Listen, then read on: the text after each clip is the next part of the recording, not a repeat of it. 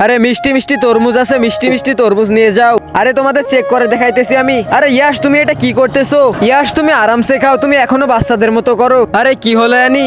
আরে এটা তো ইয়াশ। অ্যানি তোর ইয়াশ তো পাগল হয়ে গেছে, এখন কিছু করতে পারবে না, চলে যাও তোমরা।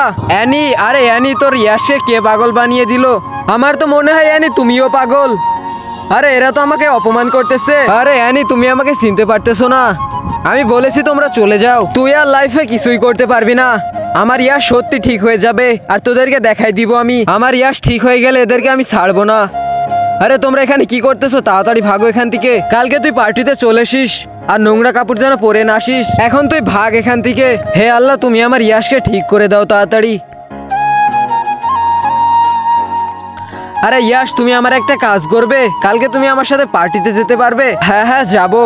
ইয়াশ আমি একা, তুমি জলদি ঠিক হয়ে যাও। তুমি চিন্তা করো না, আমি একদম ঠিক আছি, আমি তো ড্রামা করতেছি।